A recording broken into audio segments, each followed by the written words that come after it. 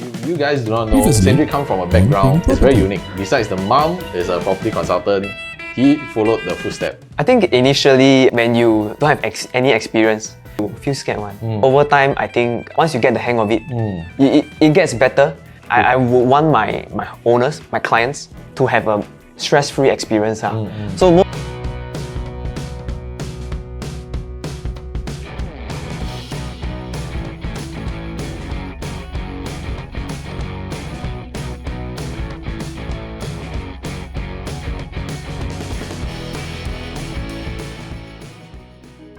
what sets you apart, from the others in this estate that you're able to help your homeowners? Okay, I think I'm very straightforward. Okay. I'm quite honest lah. Quite.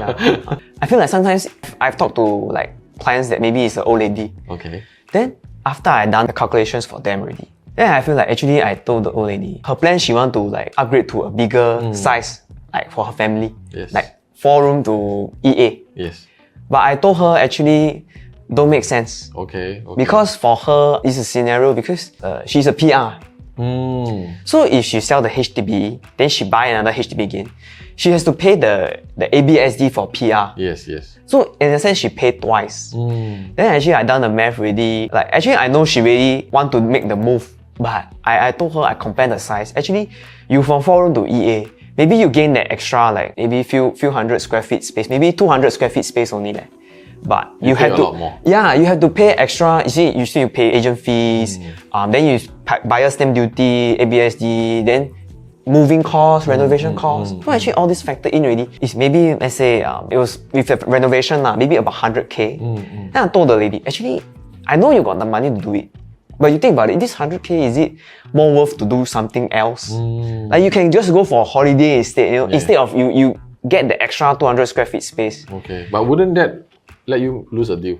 Yeah, but for me, it's the client's interest that comes first lah. Okay. It's not always about the commercial because, like for me, when I talk to my clients, family planning is also part of the consideration. So for her, she wanted the bigger space for her kids also. I see. But her kids already in their 20s, in uni already. So it just don't make sense to get a bigger place. Yeah, because I asked her then she say, I asked her that, do you think your kids will be moving out soon?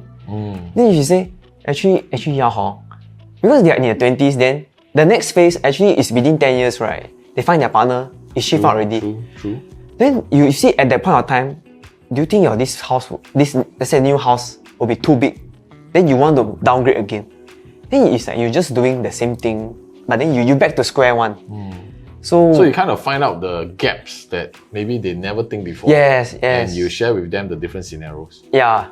To help them make a better decision. Because for me, it's like always when you want to make a decision with regards to property, you should always take it as like your last property already. I think that's a very good mentality to have when you buy or sell a property. Like this is your last move. Like you must take it as if like you already account for the worst case scenario, that kind of thing. I see. This is that's how a good way to put it. Yeah, this is how I would do. Because in the end, worst case scenario, it hits, right? You still have a place to stay.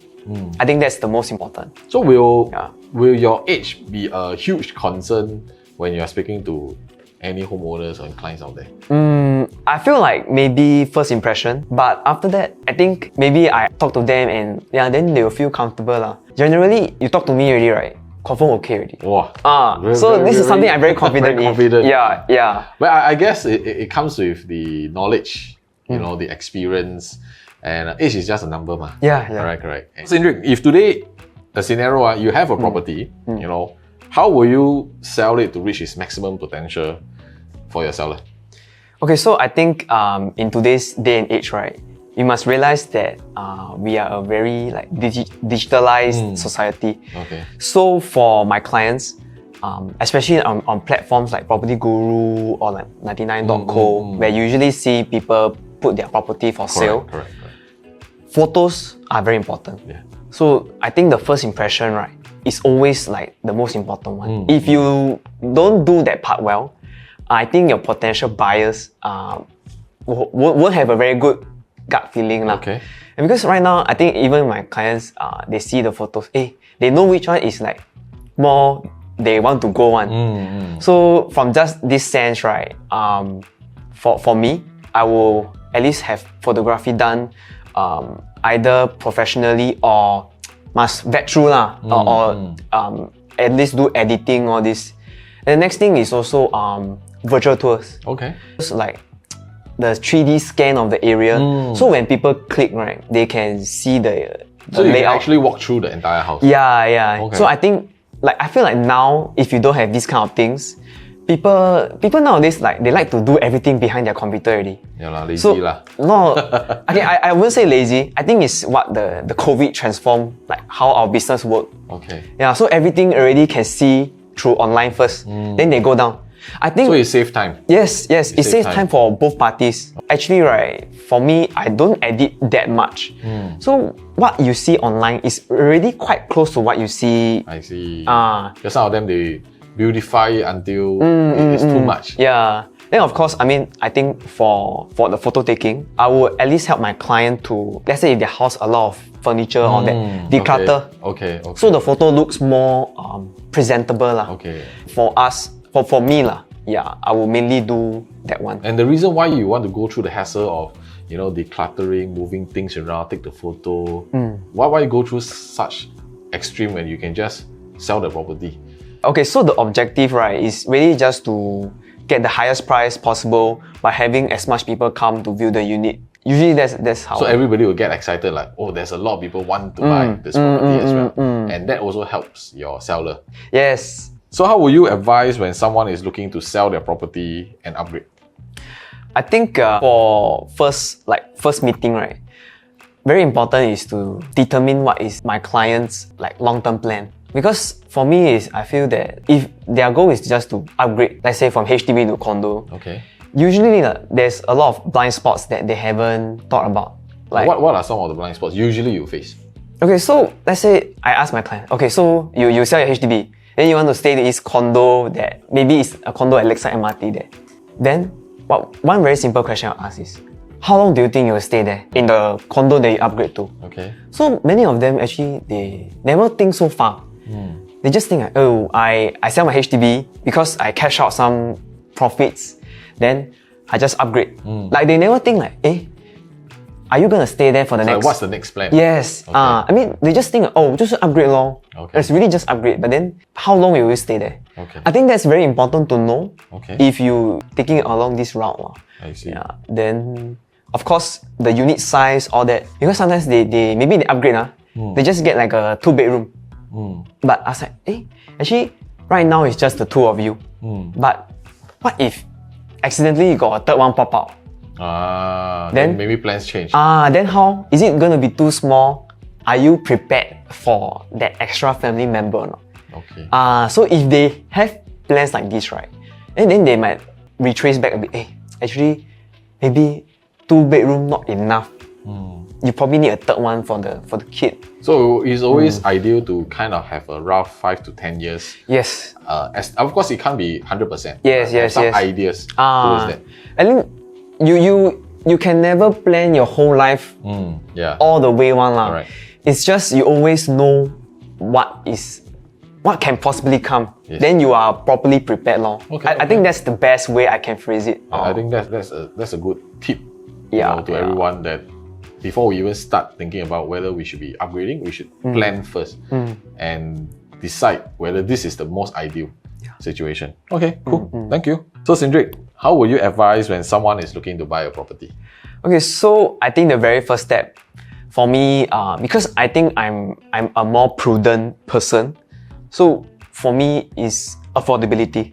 Okay. Yes, so you might have done your homework online, you have searched what kind of property you can buy, what is the monthly installment based on the current interest rate, all that. But I feel that in the end, you need to have a safety net. I think that's very important. Okay. So what's a safety net? Okay, so usually, maybe the government has already done it in a sense. They cap like a certain amount of your income can only be used for the loan, for the housing loan. So for me, I like to go one step further. So it means like maybe your installment is, let's say, $3,000 per month. So I think what a good gauge to have as a safety net is maybe 6 to 12 months in installments that you have put aside. Be it in your CPF, in your cash savings. Okay. Yeah, so let's say $3,000, right? So we'll be looking at maybe $18,000 to $36,000 buffer. Okay. Yes, so that is what I call safety net. That so will help so that less stress. as in not just less stress, but also rainy days. Yeah, because I feel like if you buy a property, you wipe out everything, right? That's not the way to do it. Yeah. Because But have you seen any families go all the way out for that? have. This is what I would advise. But if you choose to, I mean, you yourself know your own like risk tolerance. Because some people maybe their job is 铁饭碗, very stable. Very stable. Let's say you sign on with the army. You know you can't go anywhere. So maybe for them it's okay to do that. But for me, I would advise this. But whatever you want to do, it still is up to you lah. Okay, but at least you have advised them. 对 and to be safer on your decision. Yes. Of course, ultimately it's still the client's decision on what they want to do lah. Yeah. Okay. So you're saying is 6 to 12 months. Around there. About there. I think that's a very good buffer lah. I think that's a good gauge. I think many a times, a lot of us overspend. So with this buffer, it allows us that we still have our roof over our head lah. I think some of my clients are like return clients. Okay. So when I see that, they come back and ask me for what's their next step, I will know that I've done the good first foundation already. Then I would want to continue to serve them. I mean, this one, I feel like it gives me a sense of achievement. Right, so we have come to the end of the series, and if you like what you are seeing, do subscribe and like the channel, and also comment, right, so that you will have more questions that you want to ask us, and Cynric here will be able to help you to answer every of these comments that you put it out there. Alright, so don't forget to subscribe and like this channel, and I'll see you guys real soon together with the Jurong kid, Cynric Ho. Yeah. Alright, take care, bye.